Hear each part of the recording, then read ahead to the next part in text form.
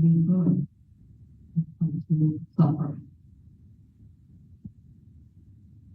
Being born as human being, or the celestial being, or in the lower space, it is also suffering. And getting old is also suffering. We are getting old day by day, every minute, every second, we are getting old. But we don't realize that is also the suffering. And also having the different kinds of diseases in our life. Some minor diseases, some major diseases. That is also suffering. And we have to die one day. So death is also suffering. And in our life, sometimes we have to associate with the people we don't like. We have to stay, we have to live with the people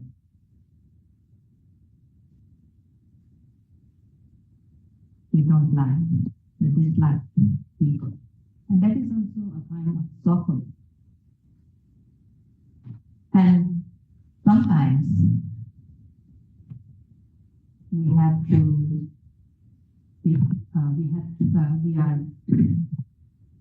don't have a chance to stay with our loved ones, separate them from the loved ones, a kind of suffering. And another suffering is the things, not getting the things that we wish, not getting the things that we want to get. That is also the suffering. And I think this is the most of the time we are suffer because of the things that we want to get, but unfortunately we don't get. So these kinds of sufferings that we are experiencing in our daily life. And the Buddha said, in short, actually, the 5 aggregates are the suffering.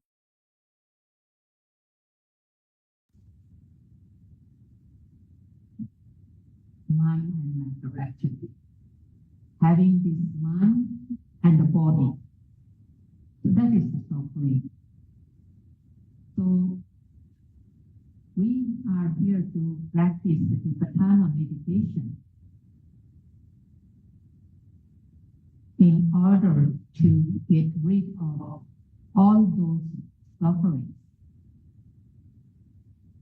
And the Buddha bravely mentioned that Satipatthana practice is the only way to get rid of those sufferings. Satipatthana is the only way, the sure way to get rid of all kinds of suffering. So Satipatthana, it is translated as mindfulness meditation, simply mindfulness practice. So to get rid of all those sufferings, the Satipatthana, the mindfulness, that should be the very good mindfulness, not the ordinary type of mindfulness. The Buddha said Satipatthana, not just the Sati. Satipatthana means the firmly established mindfulness in the object of observation. the very formed mindfulness is necessary in order to get rid of all kinds of suffering. So this kind of mindfulness is very necessary. This mindfulness can keep our mind, the observing mind or noting mind, on the object of observation, so that the noting mind will not run away from the object. And this mindfulness is compared with super glue. The super glue used to stick two substances, two things. Super glue, when it used to stick to substances, it sticks very perfectly those two substances. It looks like just the one substance. So too, in the practice, we are trying to develop that kind of mindfulness, satipatthana, so that our noting mind and the object becomes very close, like the noting mind sticks to the object of observation. That type of satipatthana, mindfulness, is necessary in order to get rid of all sorts of suffering. So when we come to practice this mindfulness meditation, we heard about this mindfulness practice, how beneficial, what kind of benefits can get from this mindfulness practice. We heard about that. And after knowing the benefits of mindfulness, we should have some kind of faith or confidence on that practice. Of course, we cannot have 100% faith and confidence until we experience, we get that benefits by ourselves. But we should have a kind of confidence and practice, just knowing the benefits and also knowing that other people who practice this type of meditation actually gain the benefits by hearing from someone or by seeing how. So the Buddha said that in order to gain the benefits, in order to have the benefits of the practice, or in order to do the other wholesome deeds, Saddha, the faith and confidence, is the most important. We know how beneficial this practice, how valuable this practice. But if we don't believe, if we don't have faith, then we don't practice. practice. When we don't practice, if we don't practice, then we will not get the benefits. But because one does not have a faith, then one will not practice, will not gain any benefits. Only the people who have faith and confidence will do the actual practice and will gain the benefits. Therefore, we can see in many discourses that the Buddha mentioned about the importance of saddha, faith and confidence. Saddha, to believe, to have faith, and because of saddha, then one do the practice. One do the actual practice and gain the actual benefits.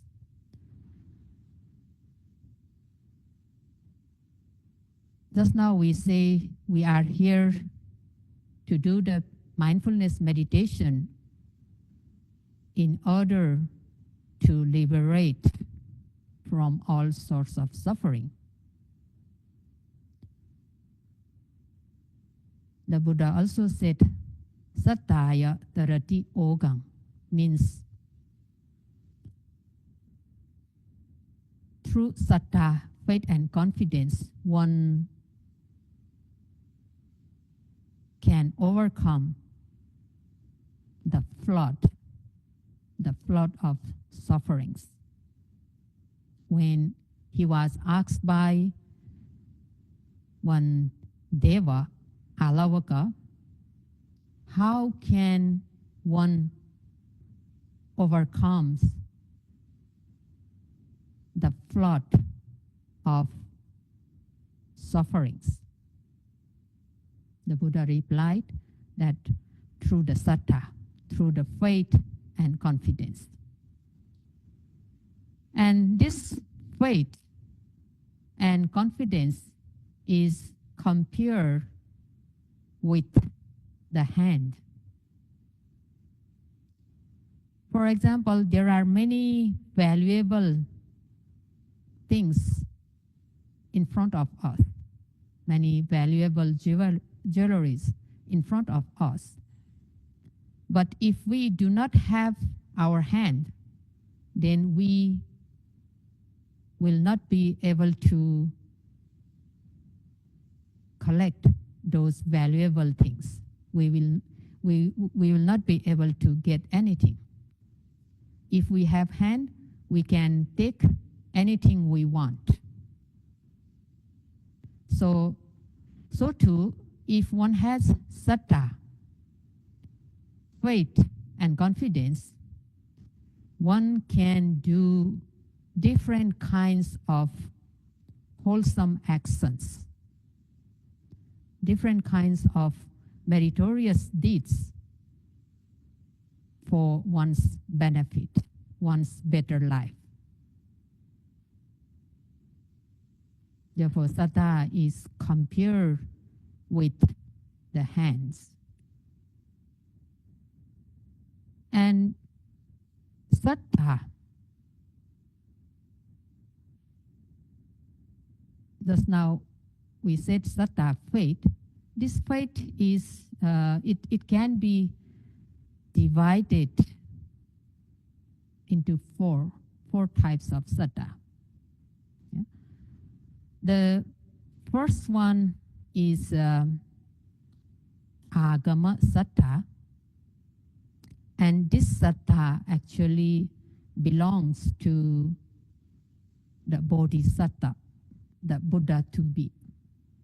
Bodhisattva, one who is going to be a Buddha in future.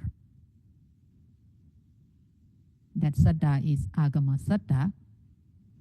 And the second type of saddha is atigama saddha. kind of faith and confidence belongs to the noble people, noble person. When one attain the path and fruition knowledge,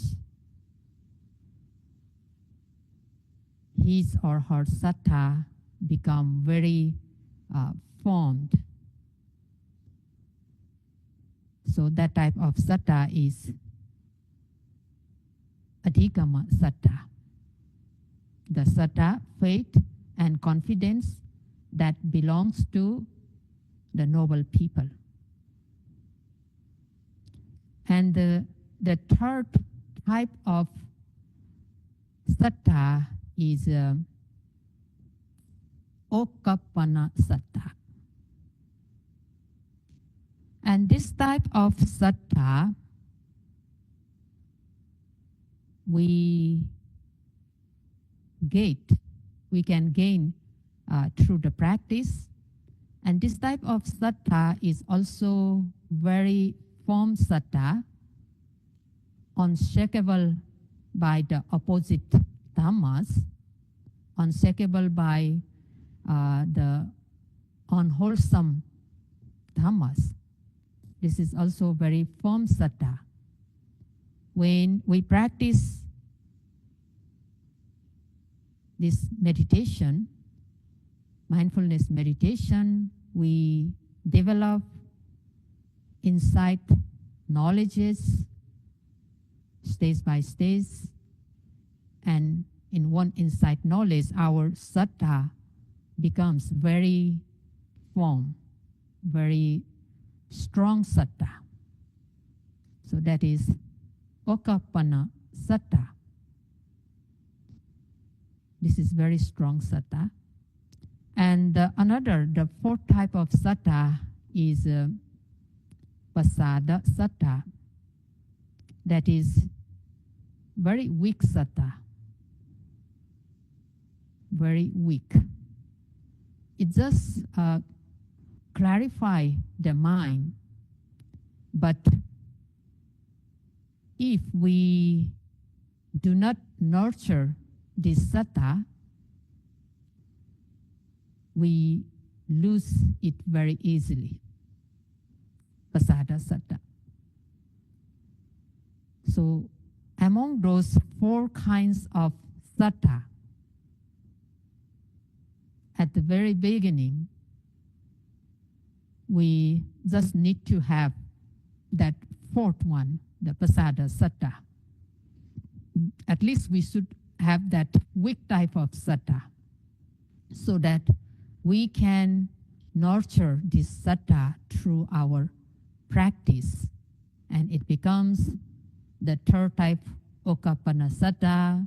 And if we continue again in our practice, then we gain the adhikama saddha. So we can develop saddha stage by stage. So to do vipassana mindfulness meditation, at least we should have a pasada saddha, very weak, but still very good. Because if we do not have that type of saddha, we won't practice, because we don't believe. We don't believe that through this practice, through this mindfulness meditation, one can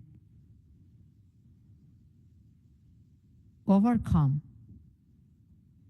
all sorts of suffering. One can be liberated from those sufferings.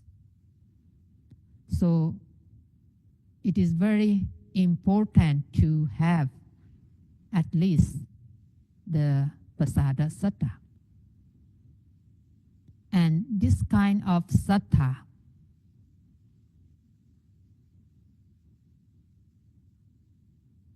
can arise through listening the dhammas, through reading the dhamma books, through listening the Dhammas. The Dhamma means the true Dhammas. Through Dhamma books, by reading the true Dhamma books, we can have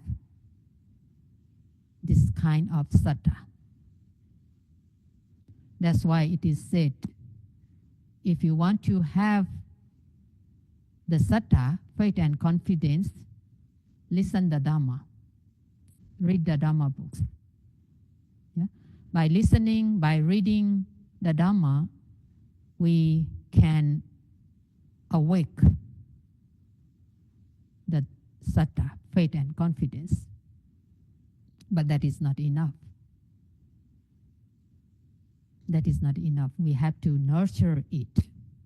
If we could not nurture this saddha just awaken, it will sleep again. So we have to nurture it.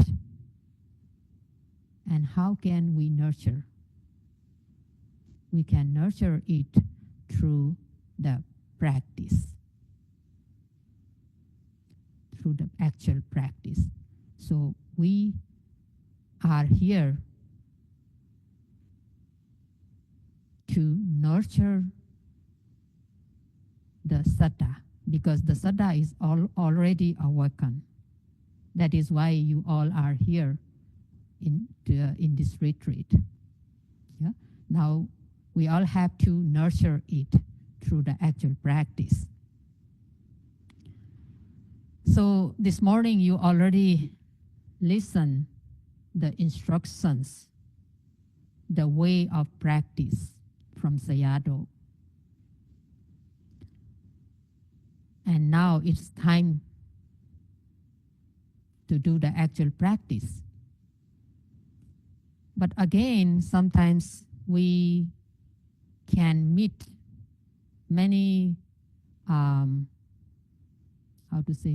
many difficulties.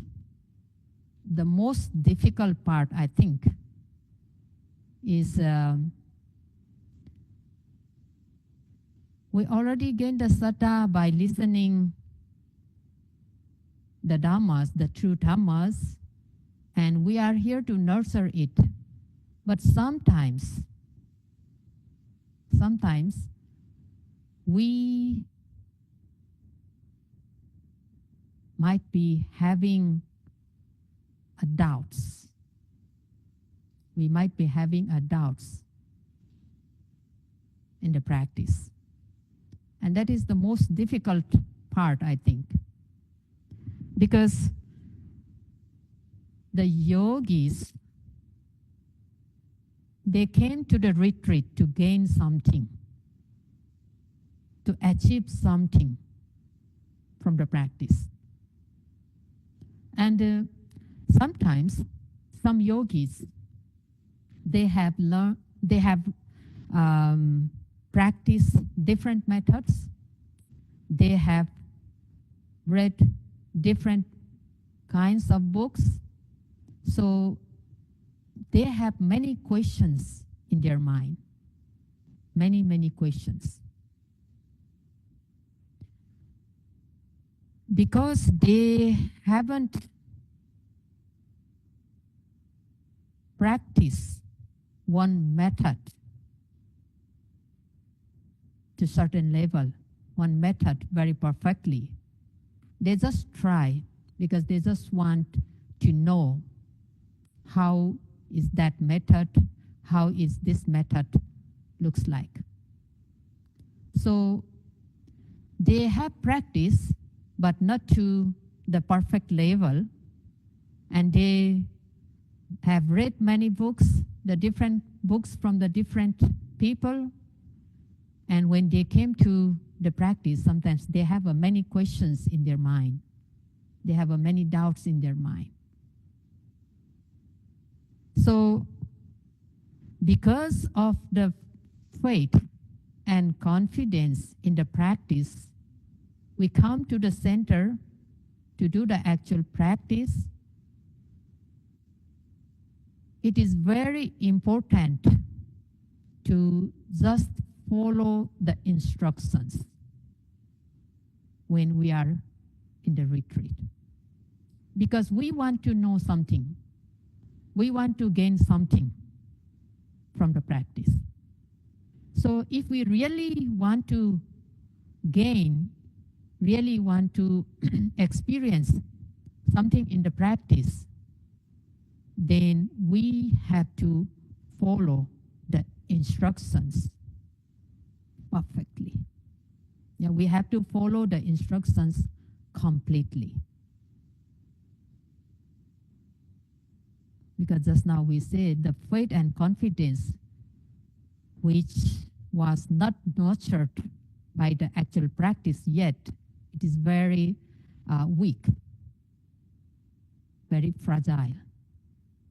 So many doubts can arise in the practice while doing sitting meditation or walking meditation. We try to follow the instructions, but many times confusion occurs.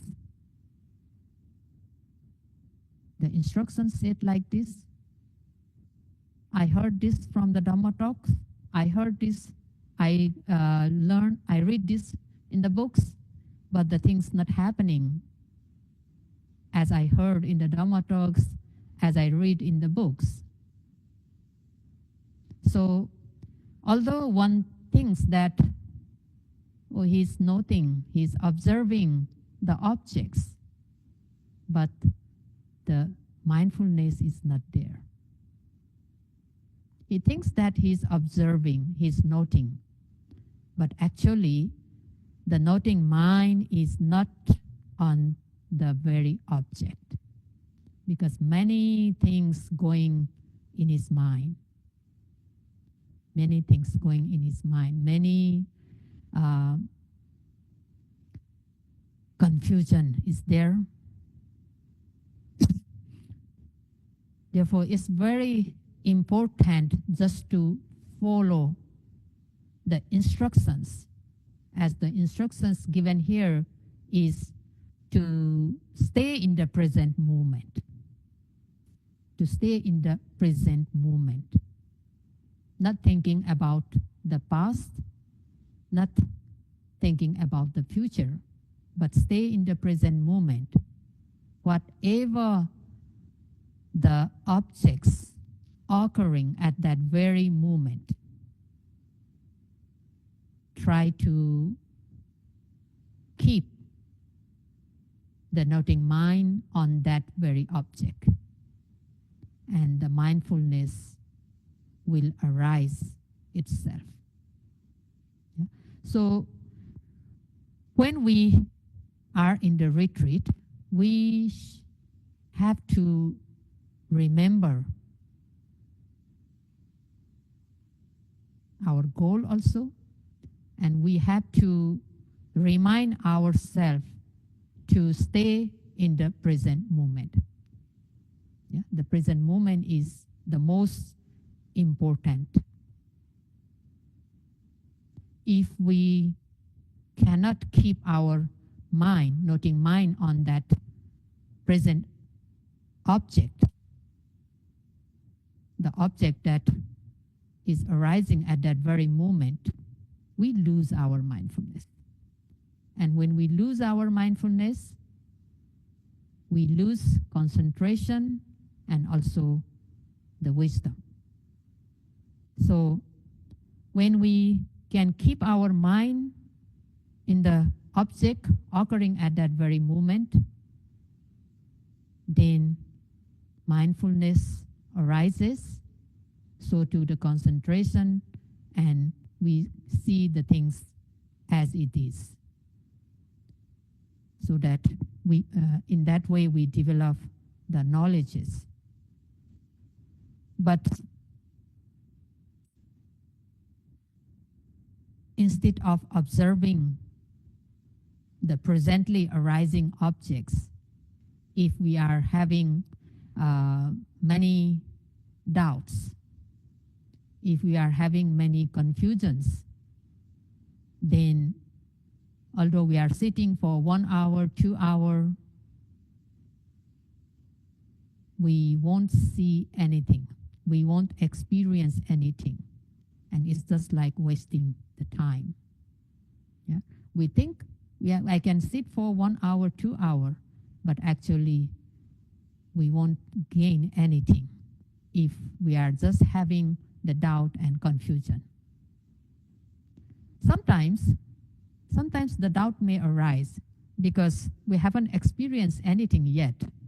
Sometimes the doubt may arise. But that is also the object, the part of meditation. That is also the object of meditation. And we have to note that doubt immediately, because it may occur. But we have to note it immediately. And if we can note that doubt, the doubt will not stay there for a long time. It will disappear very quickly. But instead of noting that doubt and just having whether this practice really brings us to our destination or not, if we are having that type of doubt, then we will be just wasting the time. So it is very important to follow the instructions. It is very important. We are here already because of the saddha in the practice, the faith and confidence in the practice. And now it's a time to nurture that saddha through the actual practice. Because to have the strong saddha, unshakable saddha, is very important if we really want to dispel all sorts of suffering. And to have a strong saddha, we have to nurture it through the actual practice. So if we have the saddha, we nurture it through the practice, we gain mindfulness, we gain concentration and develop knowledges, then we achieve our goal. We get the benefits of this practice. The Buddha mentioned in Satipatthana Sutta mainly the 7 benefits that we can gain through the practice. The purification of mind, the mind becomes purified.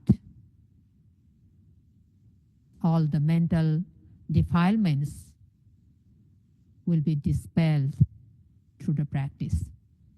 So when we are able to stay with the object occurring at that very moment, there is only noting mind and the noted object. Means there is no other mental defilements, no kilesas. So another benefit we gain is the overcoming of sorrow, and also the lamentation. Yeah, overcoming of sorrow, overcoming of lamentation, and disappearance of mental and physical suffering, dukkha domanassa, physical suffering and mental suffering, and attaining the path knowledge and realization of nibbana. Those are the benefits that we can gain from the practice of Satipatthana meditation, and the Buddha has mentioned those benefits in the very beginning of the discourse of the Satipatthana. So to gain those types of benefits, the satipatthana, the actual satipatthana practice is the most important. We have to stay with the present object. We have to have the established mindfulness on the object. And this established mindfulness we can gain through the continuous practice.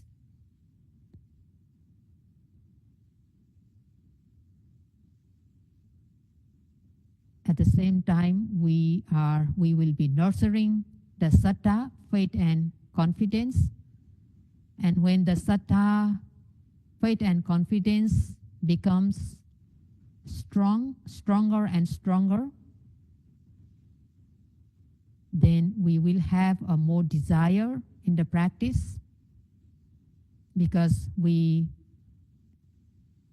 experience some benefits from the practice. As we develop the very strong mindfulness in the practice, we gain some benefits.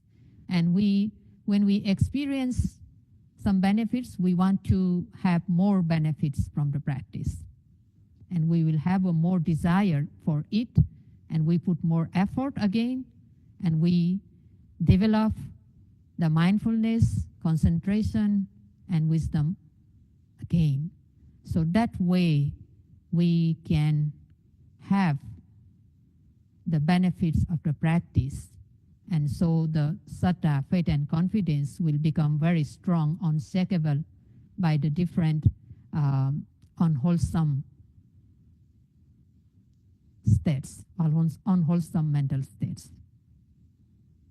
So today I just would like to stop the talk here, as you all have a saddha already, the faith and confidence already. So try to nurture it with the actual practice and try to follow the instructions given here, so that you will experience the benefits of the practice in few days. That's all for today.